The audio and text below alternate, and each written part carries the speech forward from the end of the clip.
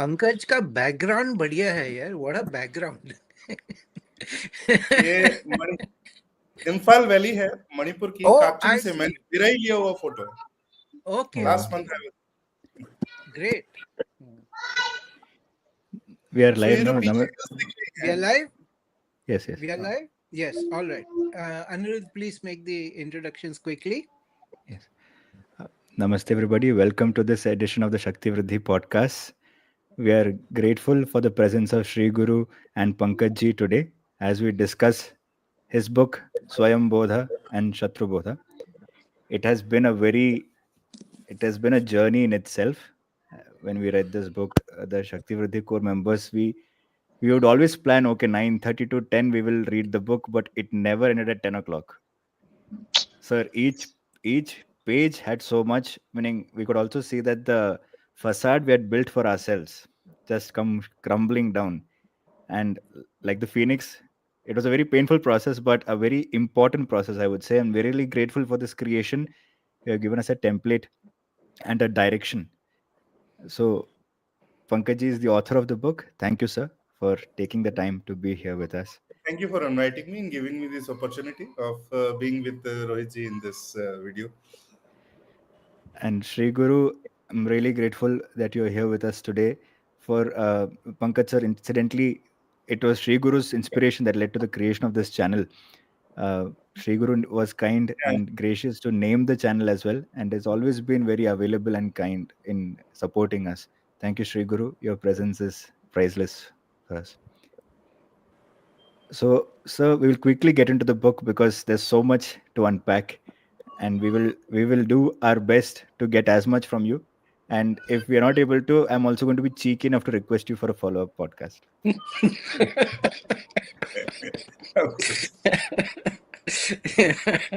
Yeah. My thing was that since they have read and I have already done a very comprehensive review, I thought it would be best if people who had seriously read, normal people who had seriously read, because as they pointed out, this was all new to them. And, they realized what depth they had been in and they had to climb out of. So I thought that if we start with the questions from the people who've read the book, and then after that, after you answer those questions, Pankaj, I can then ask you a few things that I would like, most especially because you said this is the first of a series of books about Shatrubodha and Swayambodha, and that intrigued me a lot. I'm like, yeah, that's it. I want to know more. But the other questions, the questions of the readers, because those are the questions that the normal Hindu is facing. You see, just before you came on, I was telling them that the biggest problem I face, we could maybe start with that. The biggest problem I face is that just to say that Hindus have Shatrubodha is something that so many Hindus react with horror, like, oh, what have you just said? So, could you please address that fundamental problem, chemical locha in the setting only? Yeah. So there is a sentence that I've used in my book and which I keep using liberally online also, which is a edit of Napoleon's quip about war, that you may not be interested in war, but war is interested in you. So I keep saying that you may not be interested in Islam because I keep hearing from Hindus, अरे हमें ये हिंदू मुस्लिम नहीं करना, ये आपका हिंदू मुस्लिम हमें अच्छा नहीं लगता. So मैंने कहा it's okay, I'm ready to accept. I would have been ready to accept this argument had the other side also been like this. But since their theology, your existence as a Hindu is a roadblock in their path towards heaven. So your life is essential to their theology. That is why you have to be interested in the other side also. So it's not like Shatrubodha is something you can avoid. It's like tax. Jail जाओगे अगर tax नहीं भरोगे. तो इसी तरीके से if you do not have Shatrubodha, you will get killed, you will get destroyed. So it is very, very imperative. What has happened is that this would not have been very difficult for us to understand, let's say even 150, 200 years ago. We were schooled, first of all, there was this 500 years of trauma, not 1000 years, around 500, ever since the Delhi Sultanate was established. So all of that civilizational trauma is very difficult to process. For the first time I became aware of because of Sitaramji, it was a huge weight on my shoulder. It seems like all the weight of your ancestors, all their tragedies, They come crashing down on your shoulder. It's a heavy burden on your psyche. You have to balance it. Sitaram is Sitaram Goel, because Ji. most Hindus don't even know of him Yeah, too. very unfortunate. Very unfortunate. Yeah. Yeah. So Sitaram ji, when I read his books for the first time, it was like all the weight of the ancestors came crashing down on my shoulders. Now I was lucky, for I had a guru who could guide me, and who had initiated me even before that in meditation. So on one hand, there was meditation to keep me grounded. On the other hand, I was always very deeply interested in aesthetics. And that's why this didn't overwhelm. Otherwise, it is overwhelming. So for 500 years of trauma, so there is a mechanism of how you defend your psyche, your ego, is that you deny that something happened. You shut down in a compartment and forget it. So in Islamic era, this is what happened. And in British era, we were schooled that this is a virtue. This is not a experiment. This is a virtue actually. And now you are touting fault as a virtue. You're virtue signaling about it. So we have to wake people up. Sitaramji wrote, and I have written in my book. He wrote a very thin book, and he had this knack of writing books in 50, 60 pages, which will just sear through your entire existence and tell you the truth. He wrote this book, Hindu Society Under Siege, and he starts with, most of the Hindus don't realize they are under siege. And the thing is, 40 years hence, most of Hindus still do not realize they are under siege. I will not say I'm not a doomsday, predictor. I keep saying there is a Rodali association amongst Hindus also, who always keep crying, "Arey, mar jayenge, lut jayenge, pit jayenge, khatam ho jayenge." So no, of course there are dangers, but of course we are Sanatanis, we are Hindus also. So I balance it. I don't say that. I have seen in my 23 years of careers in this, huge improvement, huge consciousness. The very fact that we are talking in this video today, and there is an audience which is willing to listen to this, my book is going to go to third reprint in a span of 6 months. 10 years ago, nobody was willing to publish such a book. 15 years ago, nobody would even think of, samizdat like publication, "Arey, sarkat jayega, aisa ho jayega, waisa ho jayega." This was the state of affairs, but still there is a lot to go. And in a fight till death, just like they say, a miss is as good as a mile. It doesn't matter आप 1 run से हारे या 200 run से हारे, हार है. So we are very far from victory is what I wanted to tell through this book, and that is in not so brief, but an answer to your first question, right? Yeah, I mean, the denial of trauma, the denial of reality. Partition refugees, I came from Calcutta, and I'm 60, so I met people who are partition refugees from the other side. Usually all the partition stories are from the Punjab side. Yeah, they don't talk about the partition from the eastern side. And I can tell you that the denial was just as strong over there also. Yeah. There is this complete belief that if we pretend it never happened and we put some paste over it, it will strengthen. वो अपना मंदिरों में लेप लगाते हैं ना, जो एकदम पत्थर बन जाता है बाद में, हमें भी ये लेप लगा देने से, ये भाईचारा का जो लेप है या कश्मीरियत का जो लेप है वो लगाओ, and then it will become Ganga Jamuni tehzeeb का पत्थर. This kind of delusion is extraordinary to see. So actually what I you laid out the thing very carefully, but what I actually wanted you to say is that how do we get this through? How do we make the people wake up to the reality? Because I have lost disciples who did not like my hardcore Hindu stance, and I was like, darwaza us taraf hai. Yes. No compromise on dharma. Aapko, I'm not going to compromise on this. People who think that we are going to burn in hell for eternity are not our friends. And to expect me to say that they are our friends is an insult to my intelligence. And it is a disgraceful position to hold. But क्या है ये? How do you do it? Trauma ही है? Is it just the trauma response? And like if we pretend it is not there, it'll go away. Matlab, I am notorious for saying that the national bird of India should be the ostrich, not the peacock, because putting our head in the sand and pretending that the danger does not exist Yeah, seems to be our. तो क्या है, and how do we just get it through कि yeah, भैया ये, because evidence does not seem to matter to these people. yeah, आप दुनिया भर का evidence yeah, दिखाओ उनको, कोई they are like, not all of them are like that, and my answer to that is enough of them are like that.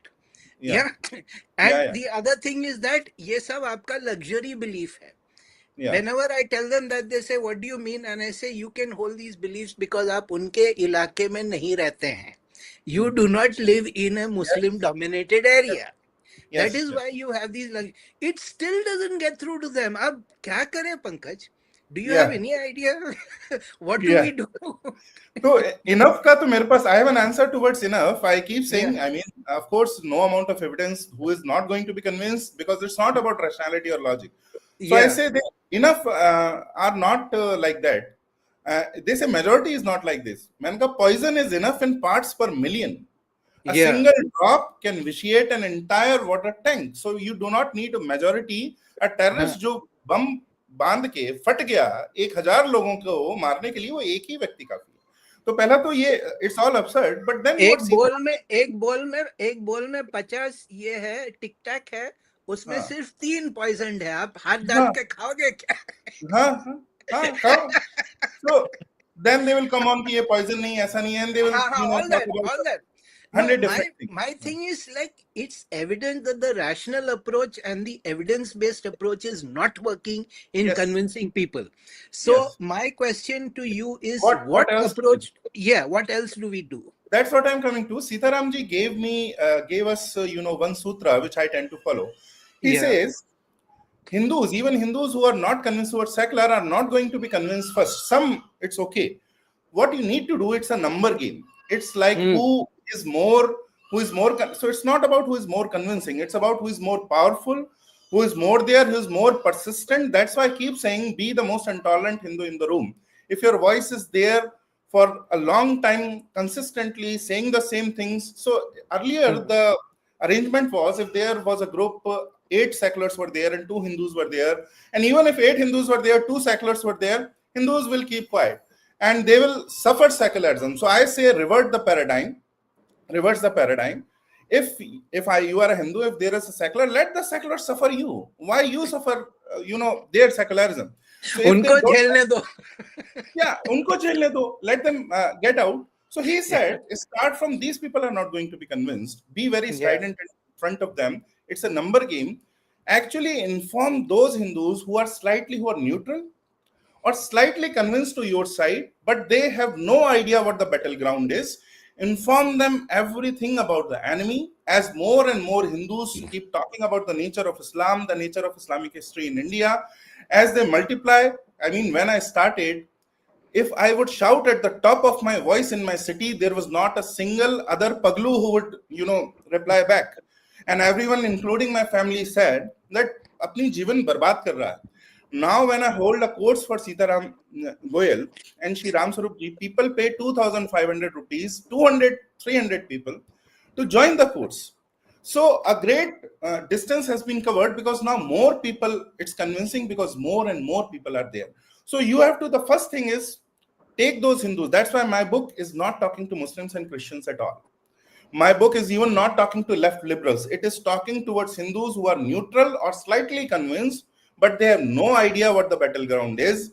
It's going to inform them, prepare them for the battle, make more soldiers. So right now we are in the process of recruiting more intellectual soldiers, intellectual Kshatriyas. That is what Sitaramji said, that I think is the path forward right now. And I have a theory, you don't need 100% Hindus, you never need to convince. You don't even need to convince a majority.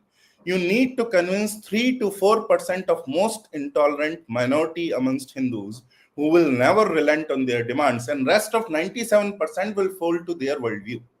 They are not a problem. So we need to reach 3%. I say we are already around 0.75 to 0.8%. We are nearing 1%. Just triple this number in next 30 years. We will reach a stage where the Hindu din will be unmissable. No party, no leader, no corporate will be able to ignore it. That's very hopeful.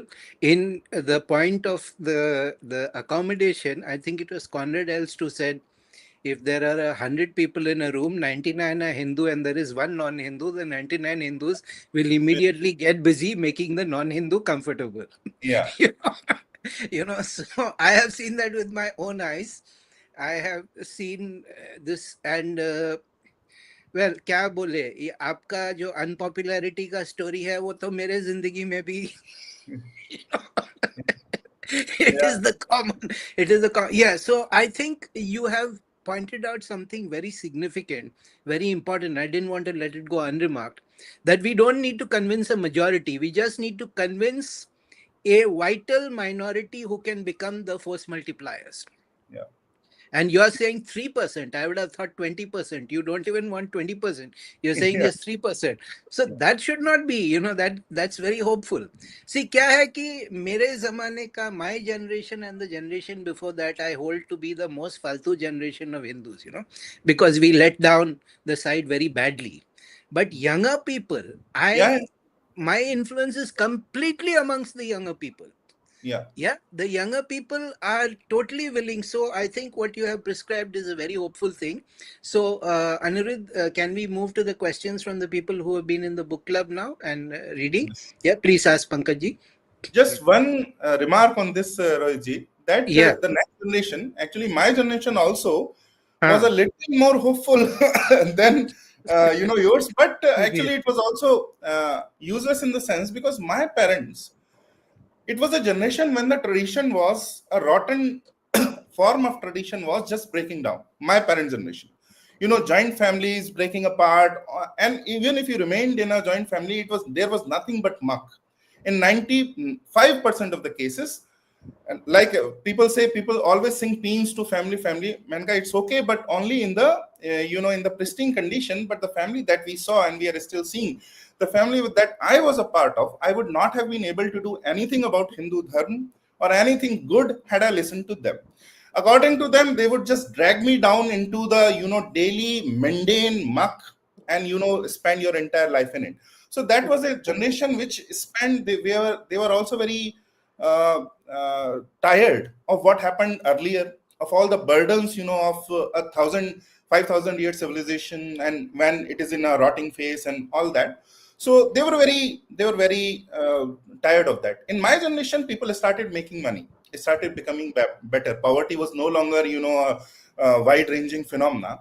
What I see in what they call, I don't like to use the numbers for generation, but Gen Z, so-called 18 to 2021, in my generation, we were taught, I had to come out of it myself through the agency of my guru, through the grace of my guru. We were taught to keep our Hindu Dharma private, to hide it, to hide our Hinduness, and to act as if we were not Hindus. अभी आप एक 18 साल के बच्चे से पूछो, 20 साल के, if he is convinced, he will say, what's it to you? You adjust to it. I will wear my tilak, I will wear my janayu, and you go whatever you want to do to yourself. But I am not going to hide it. So the one thing which is bad about this generation, they don't respect tradition enough. But the other thing is, when your convention, it's no longer, I differentiate between tradition, which is pure, which is dharma, and then convention, which just goes on, which is also rotten. So when there is so much rotten, it's also good that these kids, they say, yeah, we are done with it. We are no longer willing to listen to you just because you are elders, just because you are the earlier generation. And if you think we should be secular to save our careers, dash you, and we are very happy being very Hindu, wearing this tilak. So that's a hopeful thing, that 18, 20 years, they come so boldly to me. In my generation, my age people, 90% would have been, shy to say things which these kids are very proud. So I'm hopeful about the latest generation. Me too. The hope is entirely in the younger people. Yeah. The hope is entirely in the younger people, because they don't have the brainwashing. And I was actually quite surprised when I realized what level of influence I have amongst younger people. Like, I'm like, acha, ye to. I didn't. Yeah, all right. Please start with the questions. So, sir, we had a flow, but then Sri Guru has given a brilliant start. So we will just Yeah. tweak our flow to suit Yeah. in. So one related question that we had, a couple of them, so they're connected. One is, how do we take Hindu Dharma to schools and colleges? Yeah. And secondly was how about associations, cab drivers association, auto drivers association, because right now a lot of it is still me and my friends sitting in comfortable houses, but the Yeah. muscle strength is in these sections. So how do we Yeah. take this there? So about schools, colleges, and Hindu Dharma, I'll talk about two strategies. One which is now being followed by wider institutions, and one which I recommend. And I follow, not recommend only, but that is a path that I follow, and that is a path that a lot of people can follow. So one thing is 2020, this government in 2020 NAP, when they included IKS, basically IKS is what? It is Hindu Dharma. So Indian knowledge system is what? How can you separate it from it? And there is no other way that you can define it also. Now extremely good books and textbooks have also come. So by backdoor, they actually annulled that article in our constitution, which prevented us from teaching Dharma. I guess is from the backdoor entry of you can teach Dharma once more. अभी क्या हो रहा है right now as we speaking 5 years, and I'm also involved in a lot of those activities in colleges. We keep going to many of these IITs and many of these colleges where we hold workshop on what is IKS, what is Indian knowledge system, how to integrate it with CKS, which is contemporary knowledge system. So institutional work is getting done.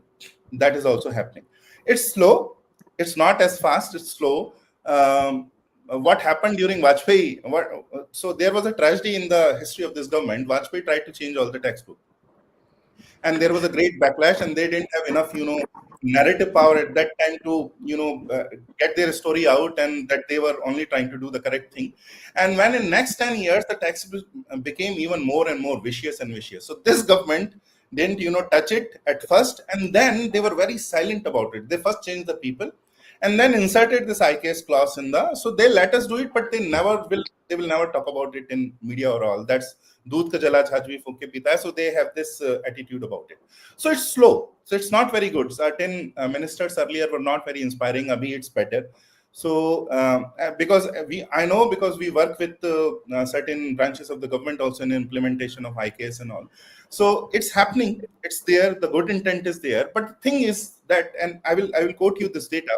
There are institutions like ICSSR, जो social science की research जिसमें सबसे important research होता है, they say more than 60% of our grants stand unclaimed because we don't want to give it to leftists, but there are not enough Hindus to demand and claim it. So we keep blaming the government and the state and the structure all the time, but the fact is that there are not enough qualified Hindus to claim those grants in sociology and anthropology, in history and all. What I'm going to do in future, one of my goals in life is I'm going to create an institution where we are going to train 5 to 10 sociologists and anthropologists every year in doing correct sociology and anthropology, because Bharat was broken not as much by bad history writing, wrong history writing. Much before it, sociology and anthropology are the two disciplines by which they broke India apart and still are breaking India apart. So you have to tackle it at that, level. But this work is slow and it's institutional. Let's say if this government loses, for all their faults and warts and all, the day they lose, Congress will come and eliminate all of these IKS cells in all of universities, or will force them to teach, because क्योंकि so-called Saint Thomas, जो जितना भी आप कहते रहे, Saint Thomas India में आए थे, है ना, और Bible is also IKS. So IIT Bombay, certain professors are already making the pitch that Bible is also IKS, Quran is also IKS. So what they will do is they will subvert IKS from within. So this is the story. I laid out the field what's happening right now. My thing is, what I also predicted in future, what I'm going to do, this is academia is like a castle which is too much occupied by the enemy. Instead of, trying to request them standing at the gate, please open the gate, please also let us in, please also let us be a part. This used to be our fort earlier. It is like trying to, Prithviraj requesting the Islamic invader, please let me in. This used to be my castle. I also have a right to be there. I think that's not going to work. मेरा जो attitude है academia के लिए, बाहर से lay a siege, make the ground swell so much so that one day we are all around academia, all around the forts, and we storm the fort,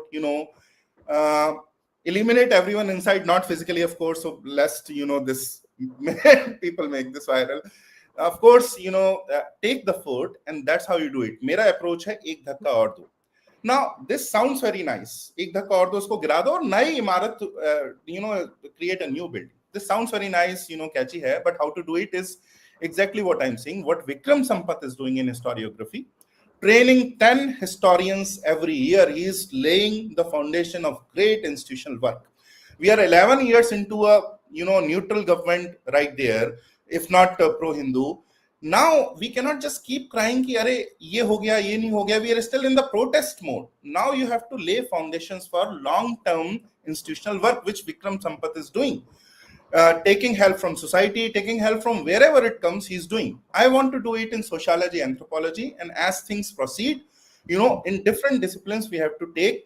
जो Kashmir files का line था कि सरकार हमारी है तो क्या हुआ, सिस्टम तो सरकार उनकी है तो क्या हुआ, सिस्टम तो हमारा है. As a leftist, she is saying, system हमारा कैसे बनेगा? When you will create institutions which are able to withstand a Congress government for 10 years, a UPA 1 and UPA 2. How?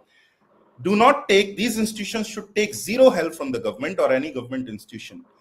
Go directly to Hindu society, to Hindu Vaishyas, and this is what Rahul Diwan's call about the Hindu fund is exactly that. Is not our society strong enough to support, 1,000 scholars or 2,000 scholars every year? And support them strongly. When people support, they also are very insulting. Like 20-25 हजार किसी scholar को देना चाहते हैं, जो किसी मुंबई में आप घर की हेल्प के लिए आपको जितना पे करना पड़ेगा उतना they want to pay scholars. Pay them handsomely so that they live in dignity and without having this guilt that their family is missing out on most of the perks in society by doing good things for them. That era is gone. So 2,000 scholars support it. Create institutions which will take support directly from society. Do not look towards government. No government. I'm not bad-mouthing the government. I'm simply saying do not depend on government state institutions. Completely go direct to society. My approach is direct to society. And this model creates so many institutions that they become over time in 30 years, 500 to 600 institutions working in different disciplines who are training people in all of these disciplines who are then going on and joining state institutions and corporate and private institutions. And we become so much, once again, we populate so much that it's impossible to ignore. What happened on social media will happen institutionally like this. So this is a path forward. Half of our people, very good people, are working inside the academia right now, trying to implement IKS. They are doing excellent job. Let them do it. It's slow, but they are doing excellent job.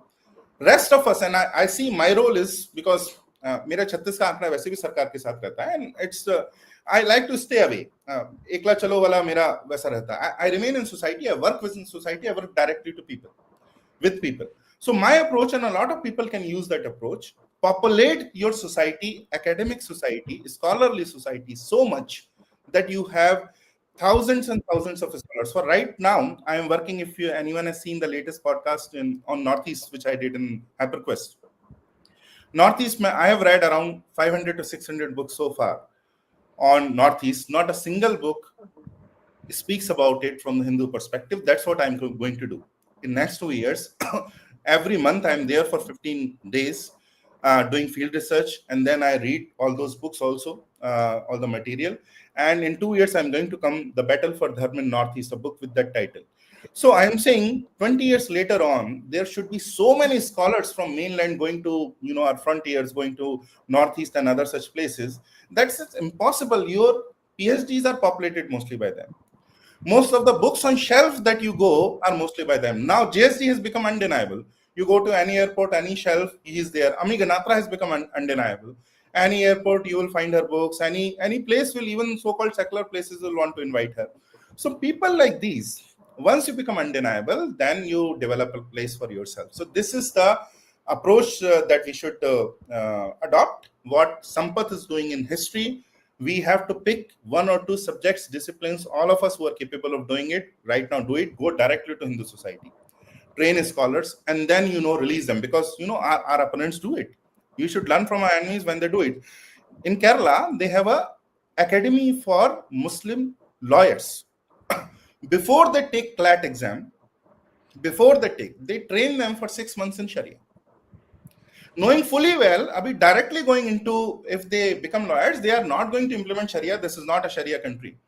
But they are long thinking that in 200 years, if we become an Islamic country, we have to populate this country with so very not bearded Muslim, clean shaven, short hair, shirt pant wearing, tie wearing Muslim, who is seems very Mira Abdul sort of very nice, and train them in Sharia so that they are sleeper cells, and then they influence your policy wherever they can. There are stories, horrible stories about even how government agencies were caught unawares, and it's only because the vigilant groups like VHP were there. Swami Vivekanand was there. NAP was there is a story about NAP, that NAP was almost averted from within had Swami Vivekanand not been there, because one of the committee of 12 or 15 people, one of them had a secretary who was a Muslim. And by being very good, very particular, waking up at 6 in the morning, be there at 8 a.m., being very particular about work and all, she was the one who actually subverted the entire draft. And when he saw, and he said, what is this? Who did this? And then it became a tragedy, but it didn't, because there was Swami Vivekanand there. So these are Ek mein, Pankaj ji, for your this one point. Yeah. I was seeing this podcast about the migrant crisis in England. And there was this expert on there, and she said, how do you not expect it to be? Have you seen who is in charge in the bureaucracy for the migrants? They're all Muslims. Yeah. They have captured the entire government machinery. Yeah. And then they let in their own people. So that is why today, podcast after podcast, they say that the British government has become the enemy of the people. Yeah. They are in favor of the violent migrants. It's essentially an invader, so the country has fallen. So this point you are making about institution building, I think, is the most important. We have put all our eggs in the political basket, and that won't do. We need cultural centers, we need social centers, we need educational centers, we need intellectual centers, think tanks. We need the recapturing of the cultural institutions. I mean, somebody like Leela Sampson and the damage she has done to Indian classical dance. अभी अपना ये पूरा सारा कि हम vote तो दे दिए हैं, अब देख लेंगे, वो नहीं होगा. We need our own institutions, which, as you say, are independent of the voting pattern. Yes. It does not matter who is in power. These are Hindu institutions. These are prominent and dominant. Yes. That should be the goal. Institutions. Now, even Shakti Vriddhi is a small thing, but they are reviving temples. They are meeting on Amavasya and they are doing Bhairava Japa. They are in their own small way practicing how to be dharmic. They are demonstrating how to be dharmic. And ये मंदिर को revive करना भी अपने आप में एक बहुत बड़ा कार्य है जो लोग समझते नहीं है.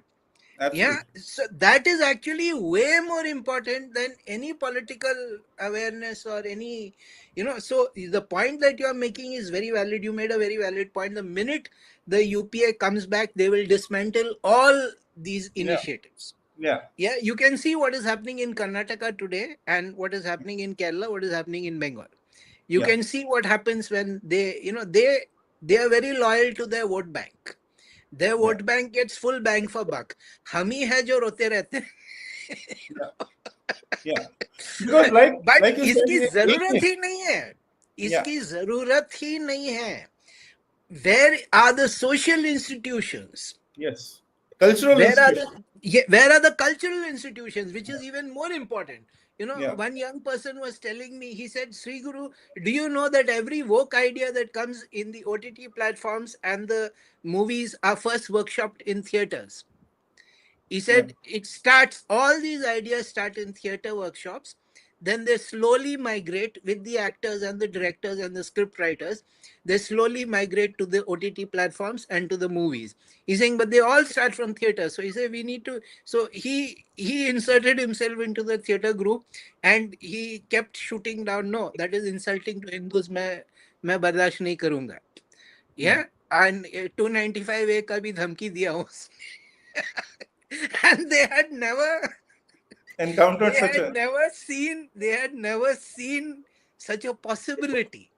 because everybody goes along, we must be secular, we must be, and now somebody is saying, if you do this, I'll put 295A on you, and so like so the awareness is there. But as you say, what Pankaj is now saying, trying to create these institutions, that is way, way, way more important than any political victory. Yeah. Political victory के अपने constraints होते हैं, political victory के अपने limitations भी होते हैं, लेकिन if you are independent from the government, they can not tell you what to do. If your funds Yeah. Are not coming from the government, they Yeah. Can not tell you what to do. And also the whole free temple movement has tapered off. That is bad. We need to raise the temperature upon that again. Uska karan kya hai? Of course we know, we cannot tell all that in public, but the fact is that is one of the biggest Hindu, जो जिद हमें राम मंदिर पे था कि we did not care, हम मंदिर वही बनाएंगे, that zid should now spread across all Hindu questions कि हमें आपकी इनपुट की कोई जरूरत नहीं है, this is what we are going to do. Yeah. Yeah. Then things will change. Somebody Yeah. made a comment that it needs only 3.5% of firm people in a society to make change. Yeah. 3.5 is nothing. Don't Yeah. you need the temples to be free? Yes, exactly. That's what I'm saying. The temples have to be free, but why are Hindus not fighting it? Hindus, it is not a priority in the Hindu imagination. Yeah. Hindu imagination में priority नहीं है. जब priority बनेगा, जिस तरीके से राम मंदिर priority बना, then we just dug our heels in and said we don't care. Yeah. हम वही बनाएंगे. Yeah. बनाया. Yeah. Yeah. Yeah. So, That's what I said in the book also. This temple, the creation of this temple is the greatest dent in the psyche of Islam and Christianity. Yes, Because absolutely. never before in the history, 2000 years, a pagan polytheist, ye ghanit idolaters, stood up and by force they took their central, shrine from us. Ye jo dhakka hone laga hai, that Islam has never been defeated. They keep saying You it. described it as the Stalingrad of monotheism. Stalingrad of monotheism. This is where the tide will turn, and it's also very pertinent that you on use the this day line. of the Prana Pratishtha, Karupar Swami का consecration हो रहा था Pollachi में. Shri Kumar was doing it, and I pointed it out. I said, do you understand what a great day you are living in? A pagan, heathen, kafir culture has snatched back its most sacred place. Do you With force. understand the magnitude of what has happened? वो video में भी है. It's on my video also. The video of that event, I had pointed it out. So, but your phrase is much better. The Stalingrad. Or prophetic monotheism. This is where we will roll it back. This is where we will roll it back. And so one more thing about free Hindu temples, Rohit ji, as you mentioned it. So there also it's very pertinent to this question about what to do about schools, colleges, and Hindudom, the institutional work. What has happened, and I am leading currently a research project on researching Hindu temples from the point of view of ecosystem, and I'll explain what. So the Free Hindu Temple movement is stuck in a phase where emotional, well-meaning Hindus who see the rot, and they are demanding their own temples from the government, which is okay, which is a good start, which is how you raise awareness. But the second step is not this. If you get stuck at this level, it will be rolled back, as you say, as you also say, that it has become cold. What is the second step? So, if you go to well-meaning people within the government, they have certain objections, they have certain questions. First of all, so when there is already government or state in a so-called tantra, in a so-called system, you do not just say that up and leave. They cannot just up and leave. The state doesn't just up and leave. They will ask you, what will you do when we leave? And you will have to have an answer, a very detailed answer. Administration kaisa hoga, management kaisa hoga. And they have certain objections also. ऐसा तो नहीं है कि corruption ऐसा होगा, ऐसा तो नहीं है कि किसी एक community के entry ban हो जाएगी. ये सब मुसलमान और Christian institutions, Jain institutions के लिए क्यों नहीं पूछा जाता है? हाँ, वो already of course नहीं, तो Jain institution भी a lot of them are in government control. वो तो ये minority declare करने के बाद उन्होंने वापस लिया. They had to declare themselves as minority. A lot of Jain institutions were also under their control. What I'm saying is, next stage is there are so many Hindu temples which are under Hindu community, run efficiently, most efficiently, very well run, very well administrative care, very well management that is being done Our job now is to go do studies in all of these temples, It's create been done, reports, Pankaj. I think create two papers have come out. only Two papers. Yeah, papers, yeah, two yeah, papers have come out on how, when the temples are freed of government control, what would the yeah. administrative structure be? What would the two Structure B. papers? Yeah, Yeah, two but papers have come out but already. not. I've gone through them. They're not as Yeah. elaborate as it should be. So I take the example Ah. of Sri Dharampalji. When Dharampalji, Christian missionaries, pose this question to him, that we convert because you don't educate and your society doesn't educate. So we all know how wrong that was. But he didn't just give an emotional answer. He went to society, went to three different clusters of India at that time. He didn't talk about ancient India. We were oh so great. No, we are great now. We are a good society now. And so he went to three clusters, studied exactly what is being done in every of these cluster, and that's the report that he presented. And look at our state of affairs. 60 years later on, we are still quoting his figures. So many PhDs done. I say they are 90% Dharmpal जी की ही table को coat करते रहते हैं. अभी तक उसके ऊपर improve नहीं किया है. So I am saying is what Dharmpal ji did there, Kanak Sabapati and S. Gurumurthy did in the case of economy. So when Kanak Sabapati ji came up with this book, Indian Models of Economy, Business and Management, IT Bombay said, "Arey ye to jhoot hai, Indian Models of Economy, Business Management hote hi nahi." So then he said, I have done case studies which are very well recorded. You take a look. And when they saw he really had done a study in that, J.K. Bajaj ji, MD Srinivas ji, and Jan sir, they did the same thing in demography. So we always kept saying, ye बढ़ रहे हैं, हम कम हो रहे हैं, but then they went and did all the data, presented the demographic data in front of us. That step has to be taken in Hindu temples movement. We need to go to, so our job is first we are going to Goa, because Goa is known for all the other reasons, but it runs absolutely beautiful Hindu sansthanas, which are completely community run and excellently run. So first Goa, then we'll go to Ayodhya, then we'll also contrast them with some government institutions. So go to all of these places, develop regional nuances, because in MP if you go and say that Hindu temple control mein hai, wo koi kahega kahan hai ji, because 99% are not under control. So it's also a regional issue in the sense that South is faring very badly in this because they have systematically done, Dravidian politics has systematically done this. Anti-Brahmanism is very, very rampant there. And in that lieu, they have also taken in non-Brahmin-led temples also. That has also happened. But if you go to MP, 99% are also are not under government control. So the North Indians at large do not connect very much with this movement. What has happened, why this fizzled out? Because until you take 60 to 70 crore of Hindus living in North India on board for an issue, that issue won't fly. It's very unfortunate also, but that issue won't fly. And they don't feel, because in most of these states, more than 95% are not under government control. So you need to convince them. कुछ उनकी रग दबानी पड़ेगी, कुछ उनको ऐसा feel कराना पड़ेगा. What Savarkar says, if a Hindu is suffering, 7 seas away, if you don't feel is suffering, you're not a Hindu. This sentiment has to awaken. कि क्या हुआ मैं ग्वालियर में रहता हूँ, क्या हुआ मैं दिल्ली में रहता हूँ. If my heart doesn't cry for someone living in, some Hindu living in Kerala and for his temple, if I don't consider his temple as my temple, then until then I cannot consider myself a Hindu.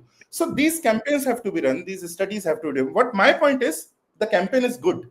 The next stage is make it institutional. Do so many studies, detailed studies, 10, 15, 20, that over a time it becomes impossible for anyone to ignore us. So take the institutional leap is what I'm saying. The next part of this is take the institutional leap. We talk about family, we talk about Gurukulam. There are so many Agraharams still there. There are Nambudris in Kerala who live in those ancient homes, connected homes.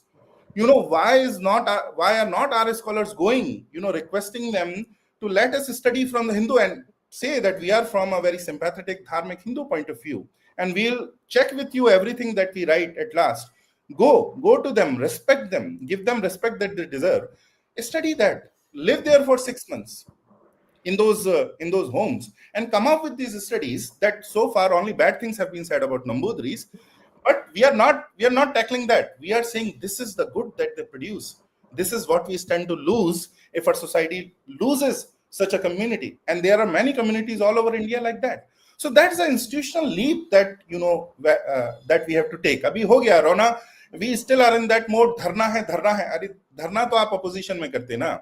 जैसे वो बीच में बहुत अच्छा हुआ, निंदा बंद हो गई गवर्नमेंट मिनिस्टर से, कड़ी निंदा मंत्री का जब कैंपेन चला था कि वो निंदा turtle and all what of many good memes that were done. So after that उन्होंने निंदा करना बंद कर दिया, ऐसा ऑफिशियल निंदा करना बंद कर दिया.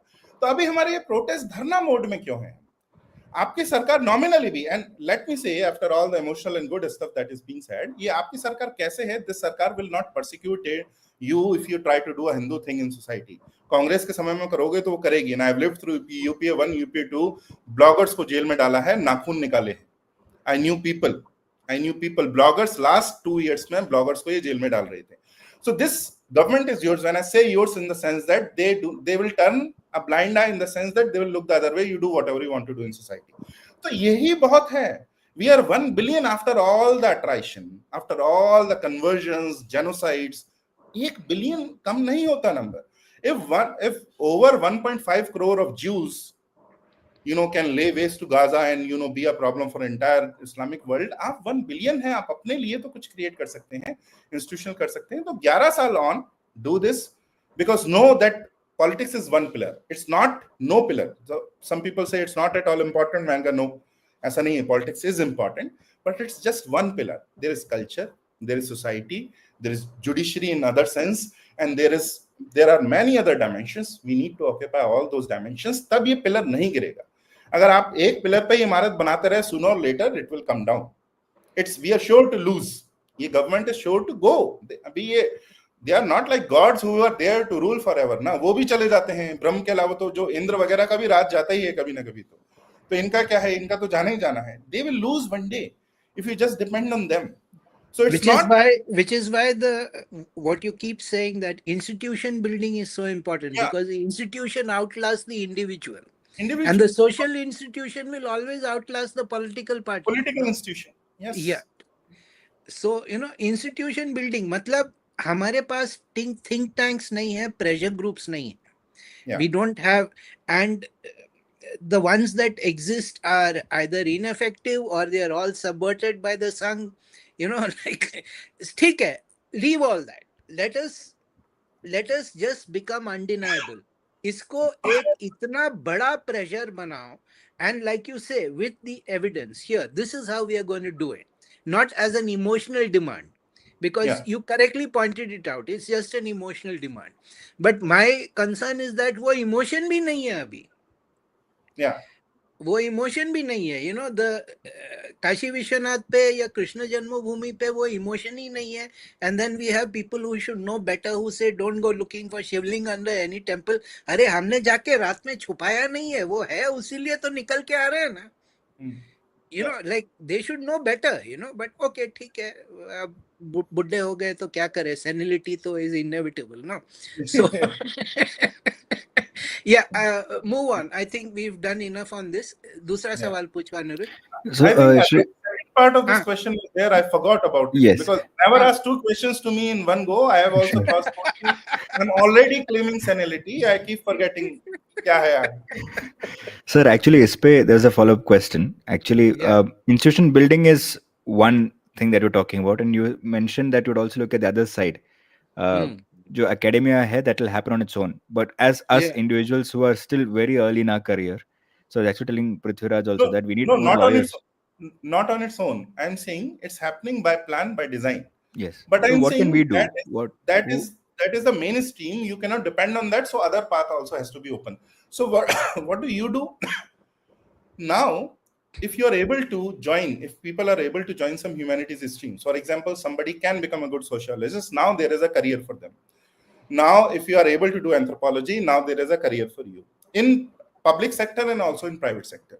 And by the time they come up, if they are starting now, let's say in 5-6 years, there will be a huge market in anthropology, huge market in sociology, huge market in history. Market of what I'm saying, doing Hindu sociology, Hindu anthropology, Hindu history. From Hindu, it means the correct neutral point of view. For example, the only universal point, they say that we have to be universal. Manka, yes, Sanatana Dharma is that universalism which is now confined in Bharatvarsh. So that's why we have to defend it. So that point of view, there is going to be a market. If you feel that you can join academia, then of course, go to the mainstream universities. Do just pass through the system right now, but keep the ideology strong in private. Because in college, in university, you can join JNU and DU also, and please join them. Do not avoid them. We have to take over them. I'm not talking of avoiding them. See, my approach is I have a developed career outside academia, so I don't need to go inside academia. So my path is different. But youngsters, they should also join these universities, go through the system, keep their ideology strong in private. So be very clever. I do not completely in private, but some places you will have to, be private. Once you have a PhD, once you are employed as a professor, assistant professor जिस दिन बन गए, आप political assassination कर दो, फिर भी आपकी नौकरी नहीं जानी, कुछ भी नहीं होना. मतलब आप कुछ भी कैसा भी क्राइम कर दो, nobody can touch you. So once you are an assistant professor is the most powerful person in India, more powerful than prime minister. They will lose an election. Assistant professor will never lose his post. एक बार आप वो बन गए, उसके बाद लोग पता नहीं क्यों, उसके बाद जो मन आए करो, आप कच्चा पहन के कॉलेज जाओ, कोई nothing will happen. Like I'm trying to put in these terms also, because I'm trying to make people, less fearing about all of this process. अरे क्या होगा, सरकार ये कह देगी, सरकार कुछ नहीं होता. Once you are a professor, nobody can stop you from doing things. Just get there. Once you are a professor, फिर सब कुछ होगा. Imagine you are also guiding PhDs. One Hindu professor, once he gets in, you are guiding PhDs every year, 5 to 6. You have created a space where Hindus can be Hindus and research. And when they are so bold in their research while they are doing PhDs, imagine what they will do when they become professors. So it creates a cycle. It's already happening. I'm saying it creates a cycle. And if you like to work outside the government, like me, that's also a wonderful path. Try to first of all study. And now there are private institutions like Vikram Sampath is creating. More and more are going to come up in next 3 to 4 years. Many things are happening. Culture studies के chairs बन रहे हैं, कई लोग बना रहे हैं. I'm going to create one. A great professor academician, MS Chaitra ji, is going. He's far better, far more equipped, and he's going to create another one. There are many such things which are happening, which in 1 or 2 years will start training people in this, and they will also create opportunities where they can keep doing these researches. So this is a minor path right now, but it will become major, let's say 10 years hence. So it's possible now to do. Join the force right now, one way or the other, inside, outside. I would like to answer one question or an observation that has come up. Some of my hardcore Hindu friends were saying about free Hindu temple activists are trads who only want birth priesthood, not quality aspirations. This is absolute rubbish. This is the typical propaganda narrative that is hurled against Hindus. Tamil Nadu has 40,000 temples, near about 40,000 temples. Only 1/4 of them are run by the pujaris are Brahmins. So first of all, the notion that temples are dominated by Brahmins is itself not true. Temples are community institutions, and communities prefer their own people to run the kind of thing. Isme there is much more. You don't understand sampradaya, you don't understand how transmission happens, you don't understand what it means to be dikshit. There are multiple spiritual questions. You cannot just bring one sociology major mindset to how somebody becomes a temple priest. The qualifications needed to be a temple priest are very different, and you just cannot have this here is the course, here is the exam, and then the person is fit to be the temple priest. It's not so simple. It does not work like that. Temples are spiritual, temples are mystical, temples are occult, and the entire different set of values operate over there. Nobody is going to prevent lower caste from coming in. That's all just garbage nonsense. It's against the law. किसी भी मंदिर में वैसे नहीं होगा. जहां होता है, immediately action is taken. We know that. So this entire argument, this line of argument is just disingenuous, and it is not good faith argument. And also this argument comes from ignorance, because the people making these they don't know the state of the pujaris, what poverty wages, starvation wages are given to them, and things like that. So these are not valid arguments, and honestly, by now we should do better than this. ये सब सारा फालतू का बकवास ऐसे repeat करना is really not worthy of us. We are having serious discussions about one of the most vital aspects of Hindu society, and then people trying to bring in caste divisions. And I mean, how many times are we going to fall for these games? These are all standard missionary practices, and we are falling for them again and again. तो ये temple activist trade है तो क्या है भैया? Temple में tradition is not important. तुम्हारा reform attitude ही important होगा क्या टेम्पल में? तो खुद का एक मंदिर बनाओ ना. You don't have either the Shakti or the ability or the resources or the knowledge to do that. You want to come in and forcibly take over a traditional temple and mutilate that and degrade that into some kind of sociology experiment of yours. Bloody nonsense. ऐसे बकवास से मैं तंग आ गया हूँ. I am completely like unwilling to tolerate this line of thinking at all anymore. And unfortunately, it's common. It's like the word tradition is like some kind of characterological evil. Just if you say something is traditional, automatically you know that is bad. And as if reform is this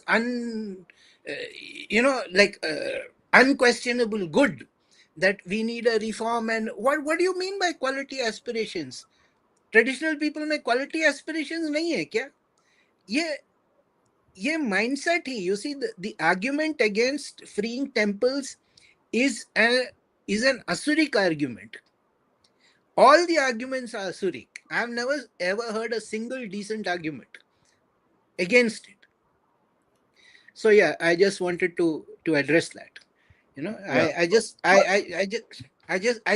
can't take this anymore. I can't take this level of dishonesty and this fakery, in these arguments. Yeah. हाँ पंकज जी, आप कुछ बोलना चाहते हैं? I just wanted to add to this. Yeah. That's why I said earlier, the real criticism is that you start by emotion in any movement, right? Any movement. Hindus also, and Shatrubodha and all other features, they started by emotionally, we have to do something, we are in a bad space, we need to do this. But then you need to back emotion with intellect, otherwise the emotion will fritter away.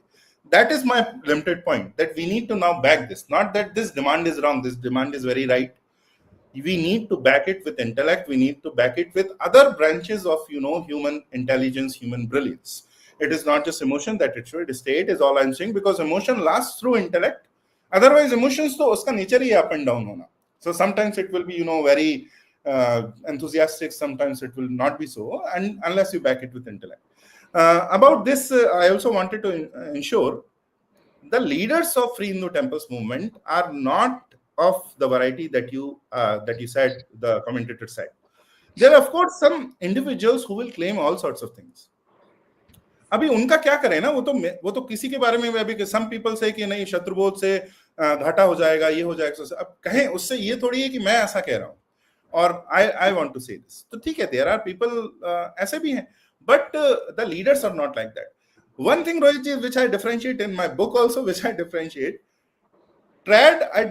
from traditionalists. So I say there are real traditionalists who practice dharma by living. Trads I define, and neo-trads is their extreme variety. Trads I define as who do not live tradition, who just signal tradition on Twitter. So they are an obnoxious variety because they will tell you what a woman should wear while they are in a club partying and dancing, because they say abhi to wo raha nahi na system, to abhi to wo hai nahi. So it's not our fault that we are not living like we should be living. It's a society, industrial revolution ka fault hai. So some of them are obnoxious, but I say agar sabke account bhi tum ek sath le loge, there are 200 to 250 anon accounts. How can you say that this movement or tradition is marred by that? Tradition is far, that's why I say rotten in our society is not tradition, that's convention. Convention is whatever goes for more than 30-40 years, वो बन जाता है, इसको ऐसे रखना है. If you go Hindu wedding, इतना बड़ा उपद्रव है कि एक ओशो ने कमेंट किया था कि ये शादी, हिंदू शादी इतनी एलैबोरेट क्यों होती है, somebody आज से इतना बड़ा बवाल है. बोले इसलिए कि दोबारा ना करे कोई. Once you go through it, but हे भगवान, this I cannot go through, again, because there is so much of convention in a Hindu wedding. ये दिया ऐसा रखना है, नहीं मामी नहीं ये भाभी रखती है. अब भाभी मामी में उधर लड़ाई हो रही है, फिजिकल लड़ाई हो रही है, you go through Hindu wedding, वो वहां बुथे पड़े हैं, अब वो कलश कौन रखे या मटका कौन रखे, there are at least 1.5 to 1.75 lakh things to do in a Hindu wedding, in which every single point is disputed. There are 15 different opinions. So all of that is convention. 99% of that is convention. What is tradition? जो कन्यादान होता है, जो फेरे होते हैं, that 15 minutes और 2 घंटे का जो मुहूर्त है, उसमें जो रिचुअल होता है, that ritual is marriage. Everything else is कि ऐसी वरमाला डालते हैं, ये पहले डालता है, ऐसे खड़े होते हैं, all of that is convention. हर जाति में अलग होगा, क्षेत्र में अलग होगा, that can be debated upon. So differentiate between what's conventional and what's traditional. Tradition is never bad. Tradition is that principle which is ever eternal. Eternal ना old है ना new है. Eternal keeps the core alive while changing whatever needs to be changed. It's not fixed in time. अभी क्या हुआ है, modernity का very good outcome of the current debates I have also incorporated in my book. JSD is also incorporated as India, that is Bharat. Christianity has pitched, church has pitched the debate as if tradition is ossified in time and modernity is what is contemporary. Modernity is not contemporary. Modernity is a product of a particular time and space. Western Europe in late 19th century, early 20th century, and what particularly happened in the mid-war years, 1919 to 1939, those 20 years which changed because First World War with a jerk, destroyed all the royal families of Europe, all the kingdoms of Europe. Either they were entirely gone, destroyed, or they were turned into, just constitutional chairs which didn't have much say in the affairs. So that is the product of modernity. It is ossified in time and place. Tradition is the ever-changing principle which keeps the eternal core alive. So please have a correct, view about tradition. Tradition is not ossified in time, and tradition also doesn't mean just keep changing for change's sake. That is nihilism. That is basically absolutely. I remember JSD ने supreme court में एक observation किया which was so brilliant and nobody picked up on it. He said, is it the contention of the court that the traditional point of view has no space in contemporary social life? Yes.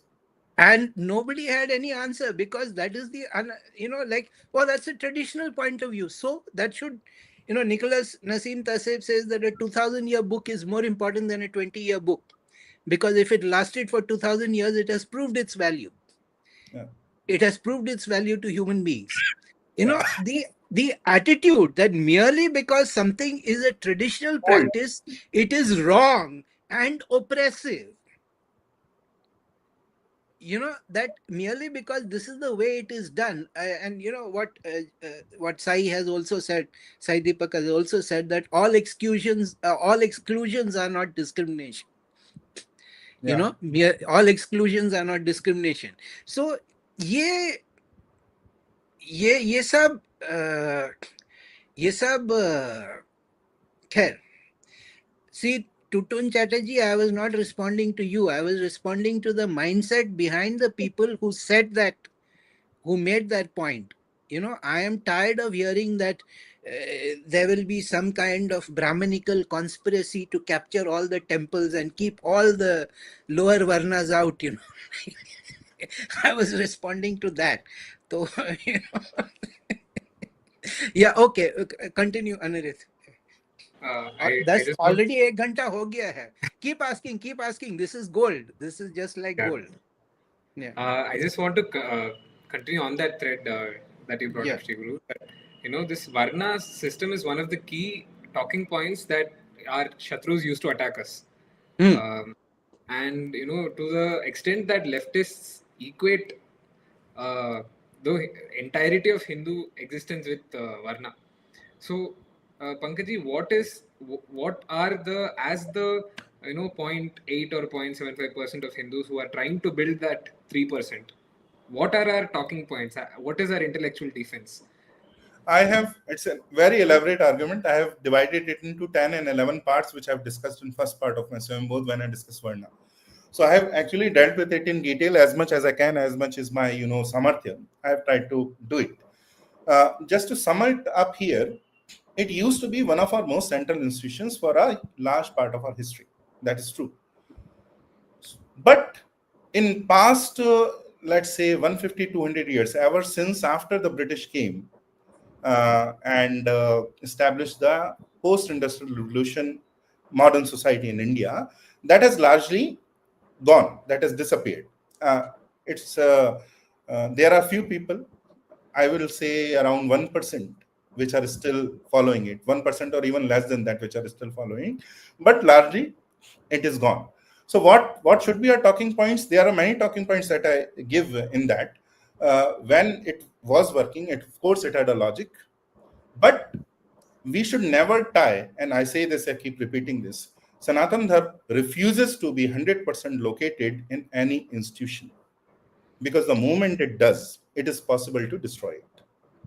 Now think on it very clearly. If there is one institution which is 100% equal to Sanatan Dharma, you destroy that institution and Sanatan Dharma is gone. That is what, and that is what I've discussed in my, some trades say that is true, we are no longer Hindus. I don't agree with that.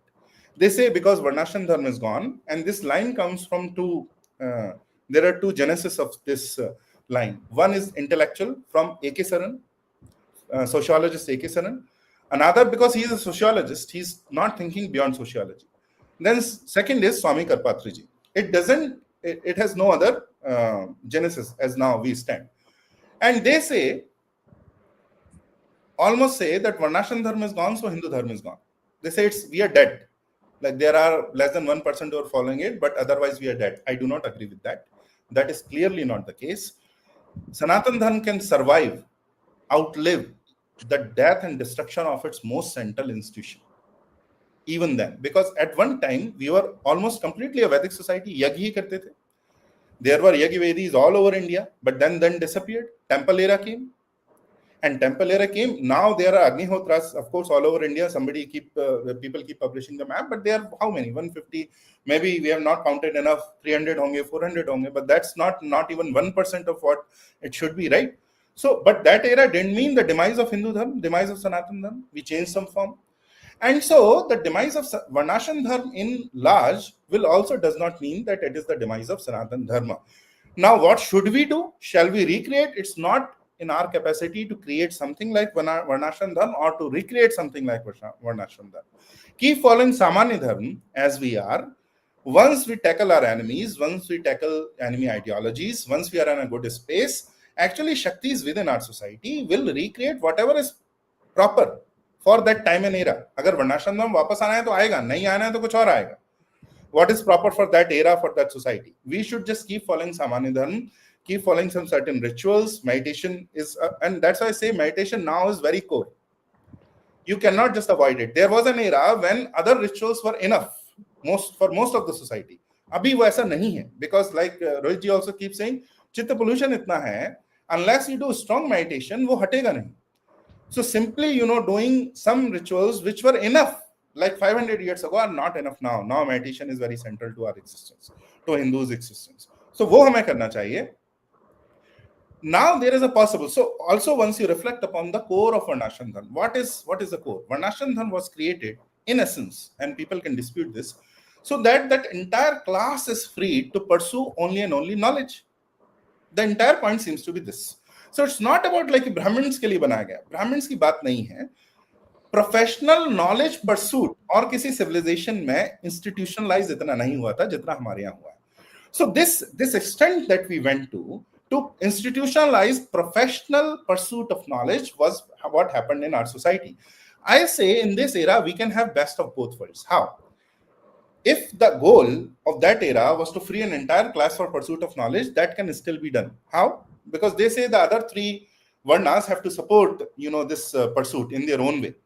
So that this is possible. Right now it is possible. Right now people, and like Rohit ji also said, in temples there are families, Brahmins and non-Brahmins, which are working on the hereditary principle and pursuing knowledge through that.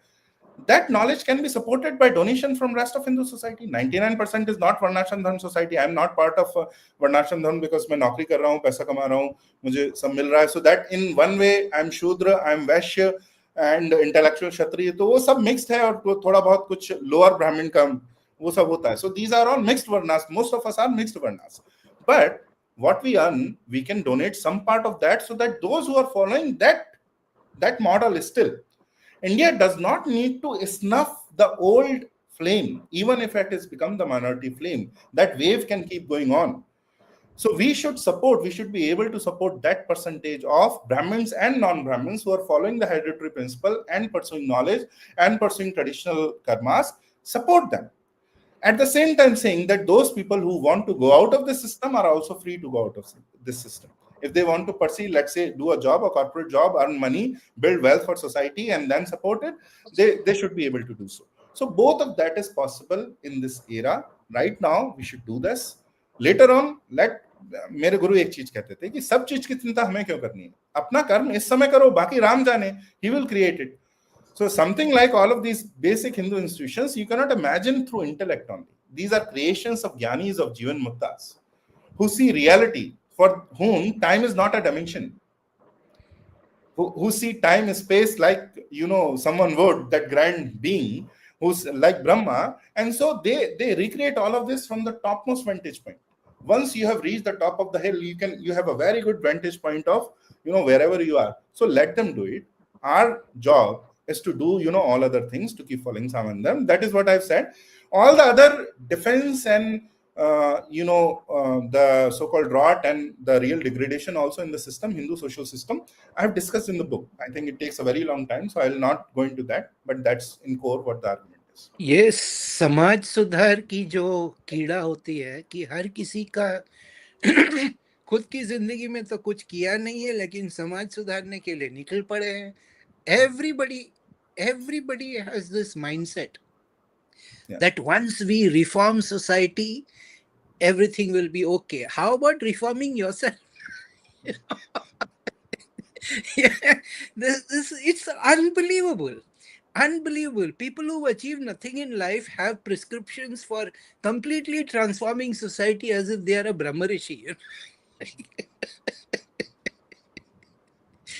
Okay, we are coming. We have just about 20 minutes, so I would like to ask. Two things in the book struck me very strongly, where he pointed out that what is the problem with conversion, and one is that we lose the pancharinas, and the other is that all deities are not from the same yogic field. So I would request Pankaj, that is what has struck everybody. Even the feedback I got on my video, everybody has been speaking about those two things. So please speak on the pancharinas, why they're important, and please speak on why all deities are not. Maybe you could start with the deities, and why all deities are not from the yogic field. And they are not worthy of worship, so as to say. Because let us bring it back to a spiritual component rather than society and political. So this is, I keep saying that this framework was given by Sri Ram Swarupji, the companion of intellectual companion of Sita Ramji. Basically, these two men, up and about, appended entire Hindu movement, gave it the intellectual and a spiritual bone in a sense which it did not have at that time. Shri Ram Swarupji was a great meditator. He is very deep into sadhana. Never held a job. Sita Ramji and others supported him, through his life. So he only did meditation and wrote a few books. If you, combine his entire compendium, that will come to 1,000 to 1,200 pages or so. In that, he said everything that is necessary about everything important under the sun for Hindus. So that's how greats are. I mean, I took 500 pages to say what's essential, and Ram Swarupji will, finish it in like 20 pages or 30 pages. So that's how greats are. That's how, follow. That's how in every generation, the stage of Sanatana Dharma decreases, but still it is so much.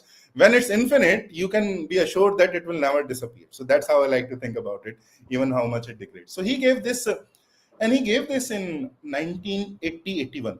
So now we are almost half a century. He has given this framework to us. So what does he do?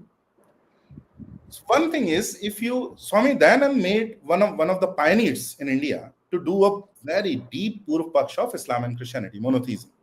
He does a brilliant job, but he stops at the intellectual Purv Paksha and does not go to the spiritual part. So intellectually, if you dismiss all of them, if Bible has this faults, all of that is true.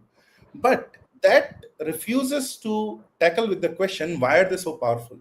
Because there is Shakti in them that you cannot deny, that you see right in your face, against which flies against all rationality and logic. Arey, how will women not revolt in this era? How do they not revolt against burqa? They do not. They feel it's powerful. And this is not about India, this is about Europe, and this is about US also. So there is Shakti. You have to recognize that there is Shakti in them. What kind of Shakti is that? So he took, and he does a brilliant job. He tackles a great question, number one, that where is the Shakti? He recognizes the Shakti of Islam and Christianity, recognizes the power of Islam and Christianity. Second, he takes the scale of Yoga Sutras, because Patanjali mentions yogic chitta bhumis. And he mentions Shikta, Vikshipta, Ekagra, Niruddha. Niruddha is where nothing comes from. It's the state of Brahma, Nirvana, Moksha, the highest stage. Ekagra is when it is very, very concentrated. But then there are Kshipta and Vikshipta Chitta bhumis. And he says at every of these stages, there are astral beings, devtas, deities. So just like there are good deities, like Vishnu, like Indra, who will arise in, the sattvic form through sattvic chitta bhumis, there are also tamasic devtas. There are also rajasic, tamasic devtas, and some of them who come from kshipta and vikshipta chitta bhumis. Now he says the God of the Bible is a God, is a real God, is a deity who has arisen in kshipta and vikshipta chitta bhumis. So this is such a brilliant master stroke. What does he do? He recognizes the power of Islam and Christianity, number one.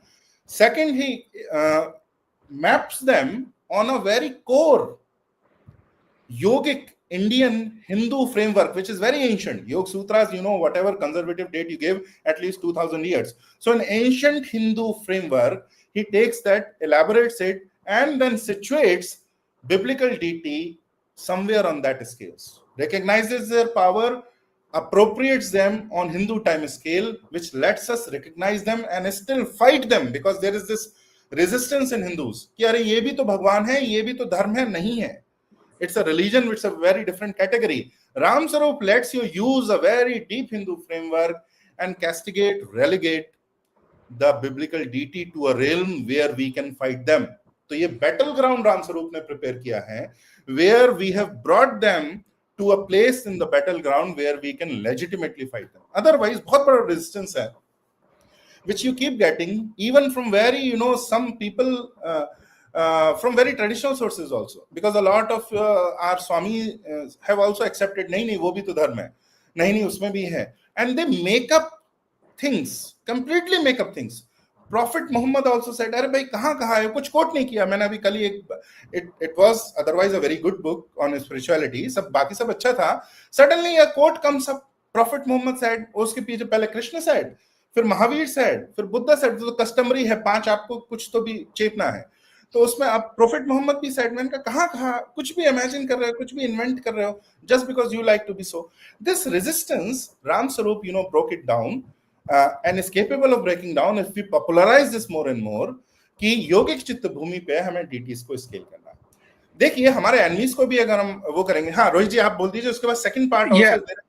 No, I regard that as one of the most extraordinary insights in Hindu Dharma in the last 100 years. Yes. It is an amazing breakthrough in consciousness, and I am appalled that I missed it somehow. That one book maybe of Ram Sarup ji I didn't read. तो अभी मैं जाके order करके मैं पढ़ना चालू किया है. So it is something so extraordinary because it gives a spiritual grounding. Yes. It gives a spiritual grounding. We are now arguing at a आध्यात्मिक level, like ये पूजा के लायक नहीं है. Yes. या ये हमारी श्रद्धा के लायक नहीं है. Yes. Yeah, which before, and like you say that our gurus also, not all, I will be honest and say not all, but too many of our gurus are in that the ars problem. No, all religions are same and equal. Yeah. So ARSE, ars, like which is where it comes from also. But anyway, let that be. So this distinction between the type of devta and what dharmic people should how they should respond to it, and why it is perfectly valid to oppose beings that arise from that kind of yogic chitta bhumi. I thought it was just the most astonishing, like, and as you say Pankaj, the fact that it is not better known, we should make this commonplace. Yeah. Every Hindu should know this. Yeah. Every Hindu should know this, especially because those other two religions from the desert, they keep saying your devatas are all demons, yeah. उनके अलावा तो और क्या बोलते हैं, but this is, I think this was, you actually you made a very valid point that it was surprising that somebody like Dayananda Saraswati answered only at an intellectual level. He did not answer at a spiritual level. I mean, I have read Satyartha Prakash. I am one of the few people who seem to have actually read it, and the four favorite words used in that are asabhya, jangli, murk, gawar.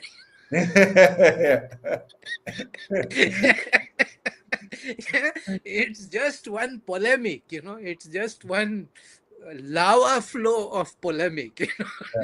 So yeah, this was it was really staggering, and I'm going to do my level best to try and popularize this concept.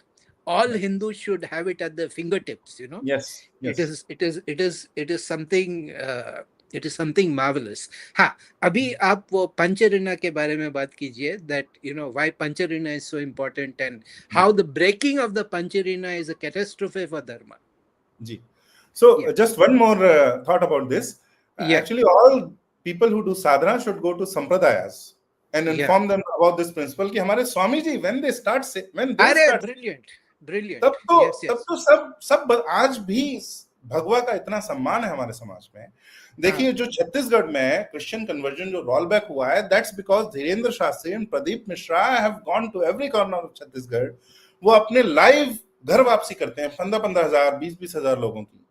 उन्होंने ये शपथ दिलवाई है कि forget about which community come from, go to a temple, take responsibility of a temple. मैं छत्तीसगढ़ के उन नक्सली गांव में गया हूं जहां पर अब सारे मंदिर रिवाइव्ड हैं.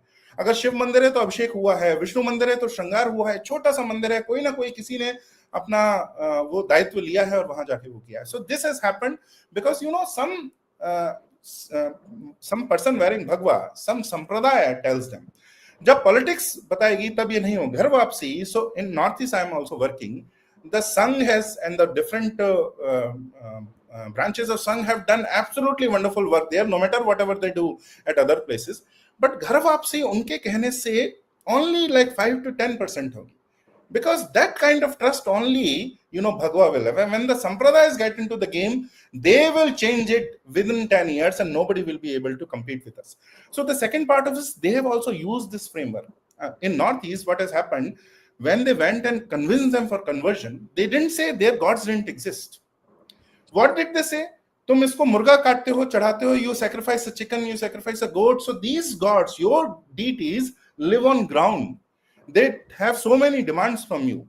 But all of them also had a concept of a Brahma-like deity. So in Mizo, in Kuki, communities, they have a god called Pathian. Pathian is the highest god. So they say, our Jesus is your Pathian. And your Pathian is saying, is actually, you have to abandon now the worship of all of these deities. And Jesus is Pathian only. That's how they convince. So imagine the trick. They didn't deny the existence of their deities. Otherwise, they would never have been successful. The first missionaries were actually eliminated completely, butchered by Nagas and Mizos and Garos and Khasis, completely down to the last man. When they changed their tactics, and also it's an Asuric practice, but tapasya nevertheless. They gave Balidan for many generations. They kept getting killed and until they succeeded. So that's also another story. But here my point is that they used an existing dharmic framework of the local dharmas of those regions, fit some Christianity somewhere in between, told that Christianity is superior and their dharmas are inferior, and that's why they have to accept Christianity. We have to do the same to them. The moment you're able to explain to a Christian that this is where, not a Christian also, but the people who are going out of our fold also, that this is where they lie. When you have a higher God, why do you need to cater to a lower God? The moment you do it, ghar vapsi is very easy. All of that becomes very easy. So that's where I end this. The second part of Pancharena. Pancharena I have explained in detail in my books. I will not go into that. What is Pancharena? I will very briefly just recount. There is, of course, Devrana, because this entire universe, Brahmand, is Devjanit, and that's why first we worship the deities. So first Devrana, then Rishi Rana. We are a knowledge society. The first sign is that Rishi Rin is the second most important rin. That we are knowledge society, we have to pay obeisance to them. We have always to respect them, protect them, nourish them, and that is how we nourish ourselves. So Dharma Rakshati Rakshita, in a sense, comes very deeply from respecting your rishis. Then, of course, Pitra. We never stopped worshipping ancestors, and that's how you can also appropriate all other, tell other dharmas of other traditions that their ancestor worship. Hindu dharma does not go outside it; it also respects it. That is Pitra Rena. Then there is Nara Rena of your fellow human beings, and Bhut Rena, which is the Rena of nature, flora, fauna, because you need them also to live. So basically, the Hindu sense of Kartavya Bodh is, by the sheer act of being born, you are in debt by all these 5 dimensions. And what should a Hindu do? He has to repay this debt. You cannot go in minus. You have to repay this debt. And that is how Hindu Kartavya Bodh is decided. So, you pay obeisance to deities, to rishis, to ancestors, to fellow human beings, and to nature. So it's a very ecological dharma in that sense. It takes care of ecology. Now, what happens is that Christianity, I'll talk about Christianity, Islam is just a copy. They have just made one invention. That is why they are the most deadly. Otherwise, it's just a copy. Christianity says it makes you very consciously break all the renas. First of all, stop worshipping your deity. That's breaking a chain. So that's very clear. That's clear to all of us. Then ancestors, they say, ancestors worship is, evil. It's worshipping demons, worshipping people who, were bad to you. So this you have to stop. Rishis, they say, when you have this Bible, you don't need to go to Gyanis and living wise men. This book has it all. Wise men should not be consulted. Book has it all. So they break Rishi Rin also. And then after that, Bhut Rin, because your contract is directly with Jesus. Jesus directly says in Bible and New Testament, not just in Old Testament, the other prophets. In New Testament says, do you think I have come to make you friends? I have come to make the daughter fight with her mother, the son fight with the father, the brother fight with brother. So, and that's how new cult takes root, right? Because I have not come to make peace, but to bring a sword. That is the exact. Bring a sword. Yeah. So, fellow human beings, and of course, you see the 2 most destructive wars in the history of humankind were fought within Christendom, and that is very clear there. And the greatest bond that they have desecrated is the bond to nature and society, because Bible gives all of flora and fauna as products for humans to consume. Whereas in the Hindu worldview, a human being is just one in this huge cogwheel of nature, of natural ecosystem, where he has to play his part. He is superior, but superior only in one sense, that he is able to reflect upon himself on the nature of life and existence itself. Physically, he is not superior to others. He is superior only spiritually, in the sense he is able to, reflect upon the very nature of life and existence. Otherwise, he is part of universe, part of nature, one of the part of nature. So what scientists are discovering now in the West was very deeply behaviorally embedded into us. I will just take 30 seconds more to say how behavioral Pancharena is. अब लोग somebody objected कि आपने पंचरण की बात की है हिंदुओं को डिफाइन करने के लिए, कितने हिंदुओं को पंचरण पता है? मैंने कहा, of course, नाम से with the concept very few would have known, but I will explain to you. My illiterate dadi, she would wake up in the morning after doing daily ablutions. The first thing she would do, of course, enter rasoi and kitchen, and she would cook food for the family. And the first thing that she would do, रोटी का एक टुकड़ा वो अग्नि में देती थी. सबसे पहले अग्नि को, सीधे देवता को अमूर्त रूप में, निराकार रूप में, अग्नि में, गैस पर भी वो एक टुकड़ा उनको देती थी, जिनको ऑफर करते हैं. जैसे यज्ञ में आप ऑफर करते हैं, she would put it on gas burner, so that first offer to Agni. Then she would go to पूजा घर, offer the भोग to all other deities. उसके बाद सामने पीछे लगे थे हमारे पितरों के फोटो जो immediate थे, and then she would offer it to पितृ. So deity, ये देवऋण, पितृऋण. फिर रोज उस समय हम क्योंकि अपार्टमेंट्स में नहीं रहते थे, रोज भिक्षा मांगने वाले आते थे. and people wonder कि सनातन धर्म कैसे घर घर तक पहुंचा. So all of the भिक्षा मांगने वाले केवल एक मुट्ठी आटा लेते थे, वो ज्यादा नहीं लेते थे, and daily they would come so that daily they have enough atta to cook their food. And they would not do it for free. In turn, they would also tell us stories about Puranas and Itihasas, and that's how Sanatana Dharma reached every single home, every single person without a central authority. So, ये क्या हुआ? ऋषि ऋण. And then, of course, she would go to her garden. सबसे पहली रोटी गाय की, आखिरी कुत्ते की, और जो आटा चिपक जाता है pot में, that was offered to ants. Even ants, चींटियां, they were also a part of the framework. And after last, नर ऋण, भूत ऋण हो गया. नर ऋण तो अपनी फैमिली के साथ खाते थे. तो एक सो कॉल्ड अनपढ़ महिला जिसने शास्त्र तो छोड़ दो, बाकी उसको पढ़ना ही नहीं आता था. अनपढ़ तो नहीं थे वो, बट 5th के 6th के बाद उन्होंने शायद नहीं वो किया था, तो जो शास्त्र नहीं पढ़े थे. She had all of this in behavior. When you become a Christian, they urge you to consciously break all of these contracts.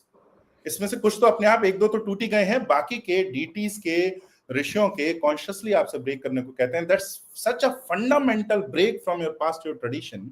वो संकल्प का इतना बड़ा तोड़ना है. Because I have written also on this, Hindu universe rests on the kurm of sankalp. Everything is about sankalp. That's why I keep saying कि हमें तो रोना नहीं चाहिए, हमें बताना चाहिए कि हमारा समाज संकटों के घेरे में है. Hindu society is under siege. But if we keep saying हम मर जाएंगे, so somewhere that comes true. That's why इतना विकल्प नहीं लेना है, संकल्प लेना है. So Hindu universe stands on the kurm of sankalp. और वो जब संकल्प को आप इतने बड़े रूप से लांघते हैं, that's such a great desecration of the greatest sankalp that a Hindu can take, that it takes a lot to come back in. That's why it's very important that we should see conversion from the point of view of basic Hindu kartavya bodh, basic Hindu lens of Pancharanas, and how it violates all of these Pancharanas. Sir, so if I may just ask, one thing that the Abrahamics do very well is to play on fear, that eternal hell, damnation, etc. So how can we use this strategy and tell them that the consequence of you breaking these Pancharanas is so and so? So think about it. उसी को use कर सकते हैं ना, कि वहां तो eternal, यहाँ तो कोई चांस ही नहीं है इटर्नल हेल में तुम जाओगे, होता ही नहीं है. कितने भी पाप कर लेने तुम्हें, अल्टीमेटली उनका ऋण चुका के तुम वापस इधर आ जाओगे, तो इटर्नल हेल का चांस ही नहीं है. तो उसी कॉन्सेप्ट को यू लेके यू टर्न इट अराउंड. मुझे तो जैसे आई पर्सनली फील कि भाई इटर्नल हेल की अगर पॉसिबिलिटी है किसी सिस्टम में, तो 50% पॉसिबिलिटी है, क्यों जाना भैया उधर. यहाँ तो 0% पॉसिबिलिटी, इटर्नल हेल तो होगा ही नहीं. तो यही सबसे बड़ी बात. Yeah, well, it is, Nietzsche was the one who said that it did not succeed, the religion did not succeed because it made sense, but precisely because it did not.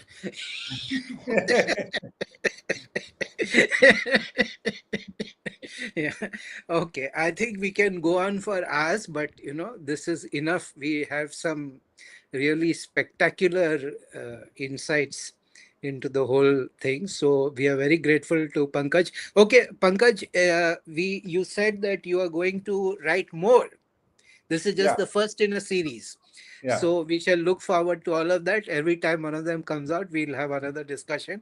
I'll do another review. Anirudh, मेरा जो review था पंकज के किताब का, उसमें description में link कर देना, so that people can watch that. Let the book be more popular. Everybody get yourself a copy, please. Please make sure everybody reads, watch this video, share this video. We are most grateful to Pankaj for all his efforts. Yeah, we are most happy, and we shall do in our capacity whatever we can to implement the suggestions that he has given us. I think they are brilliant.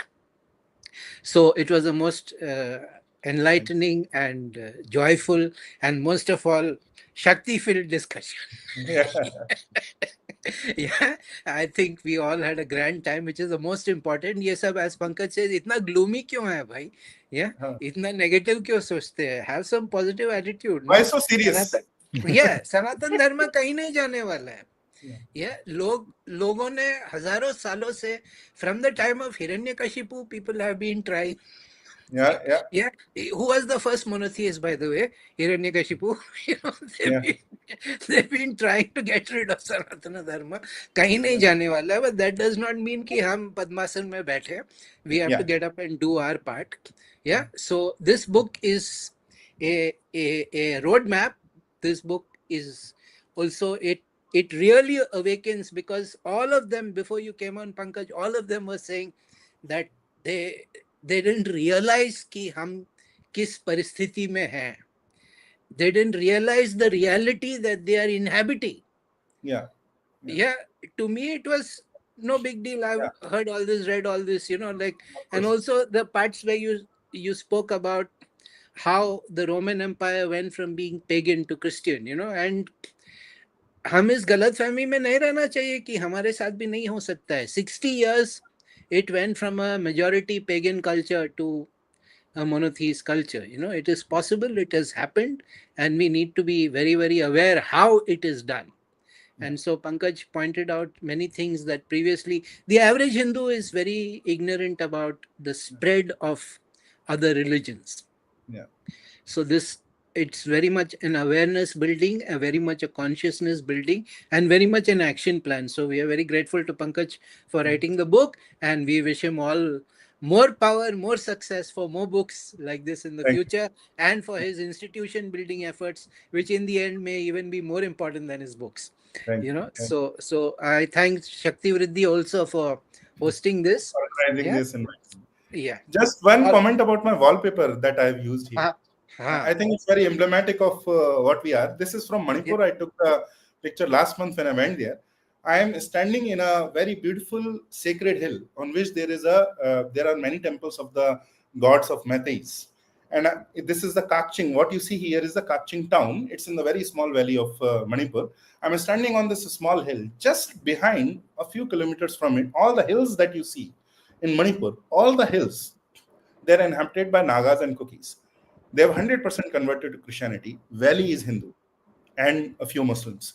So the condition of Hindu society is like this. Everywhere you see the hills, it's you're 100% surrounded by, you're under siege. Hindu society is under siege. I was By, in Manipur.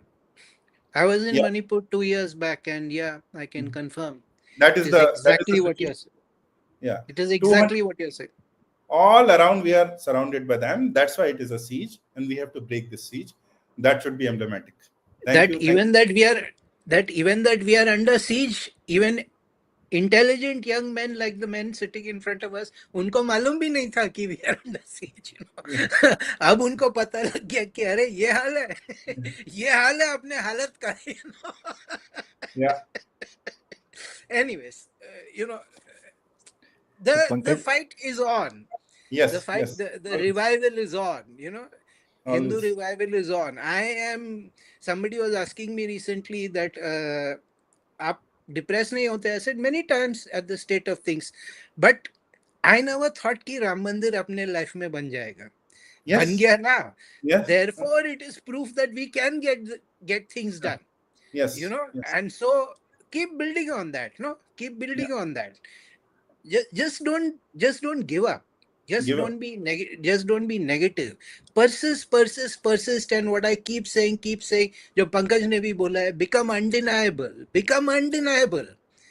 इतना बढ़ाओ कि कोई कुछ नहीं बोल सकता है कि हम तो करने वाले हैं भाई. Yes. All right, And thank you fruitful so much काम होना everybody. हाँ, We should क्या be बोला? happy. अगर कोई हिंदू एक्टिविस्ट है, आप काम कर रहे हैं या अपने आप को समझते हैं धर्म कार्य कर रहे हैं, when you wake up in the morning by doing this dharma karya, you should be very prayerful, you should be very, very happy. See, if you are working from dharma, that should change you from within. It should bring happiness. मैं कह रहा हूं सुबह उठ के मनहूसियत का कोई excuse नहीं. You cannot just be manhus if you are working for dharma karya. You have to be happy. It changed me ever since I started. Personal life में कितनी भी चीजें हो रही हो, just the fact that I get this opportunity somewhere in very small capacity to serve dharma is a great sense of prafullata, great sense of happiness. So as a Hindu activist, Hindu worker, thinker, leader, writer, author, you should be always perpetually be very, very happy. That should be our state of mind. That's how we will serve dharma. That's how I wanted to. Sarvam Shivamayam. Pankaj, Sri Guru, just to conclude, you Ah. mentioned that we are under siege and there is so much hope. Hmm. I'll quote a line from Chhawa movie Hmm. that really stayed with us. कि ये Hmm. हम छावा हैं और ये छावा दहाड़ना चाहता है. हाँ. And Punjabi with मारो your कभी कभी. yes, thank you so सिर्फ much. दहाड़ से क्या होता है?